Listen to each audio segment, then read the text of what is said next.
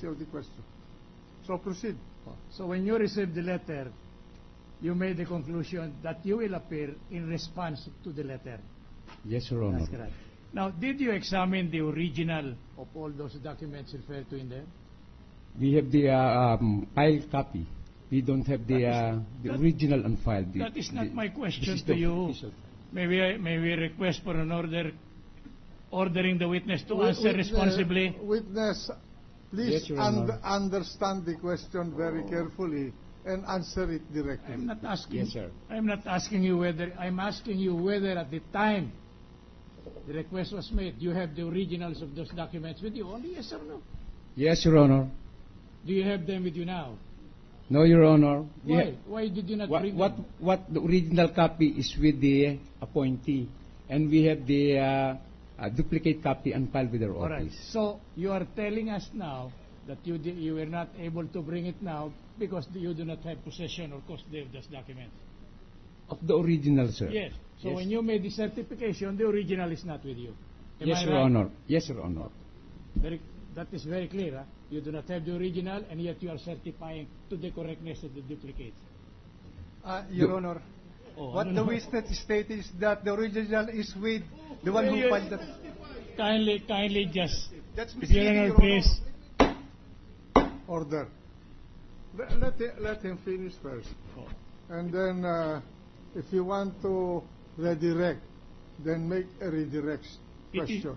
It is not our purpose, Your Honor, to preclude the learned counsel from opposing. Yes. But he should not supply testimony in behalf of the witness. Otherwise, we will ask him to take the stand so that we may be able to cross-examine him.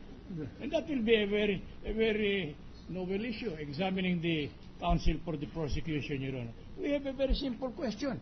We wanted to reiterate and determine that at the time he made the certification, the originals are not with him. That's our only purpose. Am I right? Yes, Your Honor. All right. So you are now testifying merely based on memory. I'm sorry, Your Honor. May we ask? So you are now... May I repeat my question, Your Honor, just to save time? All right. So you are now testifying merely based on memory. You do not have the original when you issue the certification. We have the official copy unfiled. We don't have the original, but we have the official copy unfiled Sorry. in the possession of our office. No, what I'm asking you is, when you issued the alleged certificate, certificate that it is a copy of the original, you do not have the original with you at the time. Yes, Your Honor. We don't have the original. That's correct. So, now, you have identified quite a number of documents. Will you agree with me? That Yes. Wait, I have no question. That you do not know the correctness and veracity of the contents of this document? Well, Your Honor, we have the official, the duplicate copy unfiled with our office. What question are you answering again? My question to you is, based on the documents that you produced before this honorable court, can you tell the honorable about the accuracy, the correctness of the contents thereof? That's my question to you. No, well, in fact, to the correctness and to the contents of that, You do not know. I am not in a position to answer. All right. Thank you very much for that admission. So you cannot say that the entries therein are correct.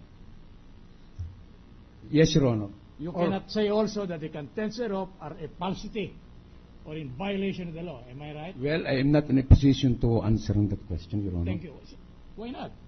I thought you say you have the original and you examine it. I'm asking you only about the correctness and accuracy of the contents. Are you vouching for the correctness and veracity? With regards to the accuracy and correctness, well, I am not in a position whether that the entries in that document Are correct. are correct. Thank you very much. Now, so you wanted us to understand now, or am I correct in understanding you, that you came over only to produce those documents? To produce the certified true copy. Correct, all right. And you are not in any way be reliable on the issue of accuracy, authenticity, and correctness of the contents thereof. Yes, Your Honor. Thank you very much. That's if we are through with our cross-examination, Your Honor. Thank you, Your Honor. Any redirect? No, redirect, Your Honor. Are you through with this witness? Yes, Your Honor. This witness is discharged unless you want him to come back at the proper time. No more, Your Honor. We're done with our witness. Thank you. The gentleman from Iloilo. Just a few clarificatory questions, Mr. President. Proceed. Not to counsel. You have two witnesses. Okay. 2 minutes. No, just, you kept on saying that the original of this SALN is with the appointee. Is that correct? Yes, sir. It's with the appointee. The original, it was duly received by the office. The original is with them, 1 or 2, and there are copies being left in our office. Isn't it a practice that you file the original and that the duplicate is retained for your own personal file? Sometimes nangyayari din po yun.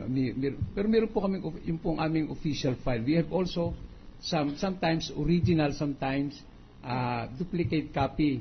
What we are to assure is there's a copy and file with us.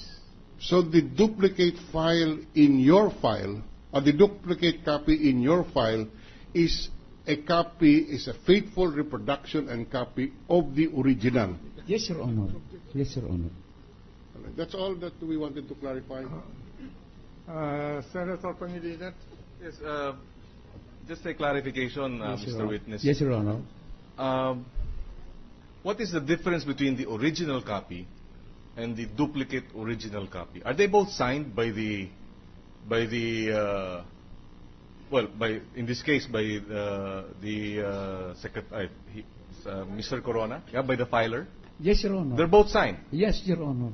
So there are actually 2 original copies. One is retained by the. Sometimes 2 or 3 pa po eh. Yes, 2 or 3 original copies, duly signed. Yes, Your Honor. And therefore, the copy that is with you is duly signed, is a duly signed SALN.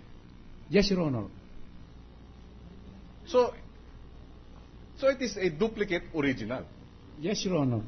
In other words, if after the appointee, assuming, hypothetical, he goes to you, he has 4 copies, he signs all 4 copies, he submits one to you, and then he retains the other 3. Ganun ba yun? Does that happen? Sometimes the appointee requested 3 copies, then for other purpose which we don't know. Kaya nga, But so meron siyang 2 kopya o 3 kopya, hawak-hawak niya. yes, Your Honor. Okay, hindi pa niya pinipirmahan. Hypothetical, pipirmahan niya bawat isa, 3. Yung isa, ibibigay sa'yo, yun ang ipapile mo, tapos yung 2, dadalhin niya. Ganon ang Minsan po, actual ang nangyayari pangyayari. po. Yes, Your Honor. Maraming salamat. Welcome, Your Honor. So anything else? No one else? We're done, Your Honors, with Thank you, Mr. Witness. You're discharged. Thank you very much, Your Honor. You're welcome. Mr. Senate President. May we call on our next witness? Proceed. Okay, the next witness is the Register of Deeds of Marikina City. The witness, the Register of Deeds of Marikina City, if he's here, may now please enter the room and take the witness stand. And the clerk is directed to administer the oath to him.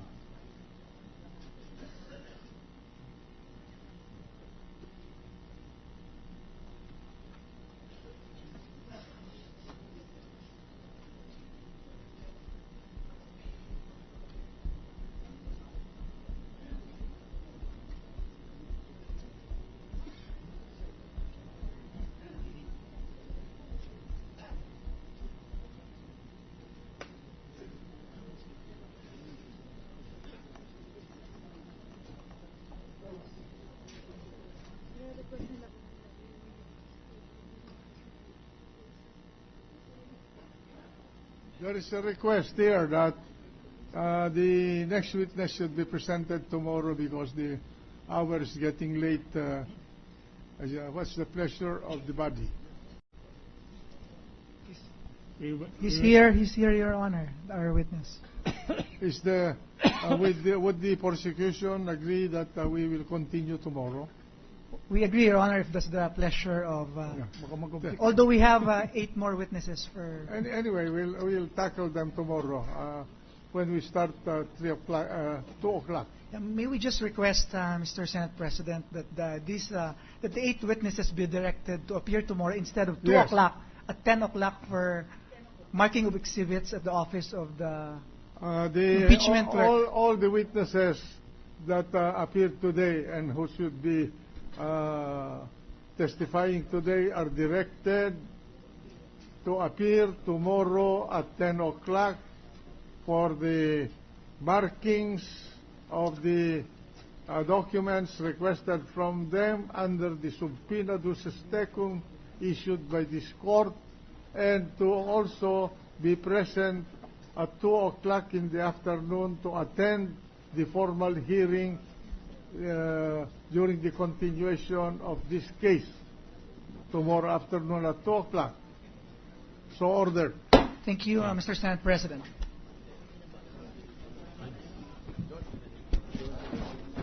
Majority Floor Leader. Mr. President, I move to adjourn the trial until 2 o'clock in the afternoon of January 19, 2012.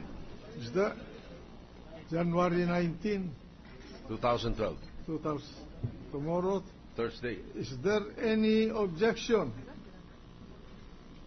Hearing none, the trial is hereby adjourned until tomorrow afternoon at 2 p.m. Thursday, January 19, 2012. And all the witnesses are ordered who are supposed to testify today are ordered to be present at that time to take the witness stand. So ordered. Please rise.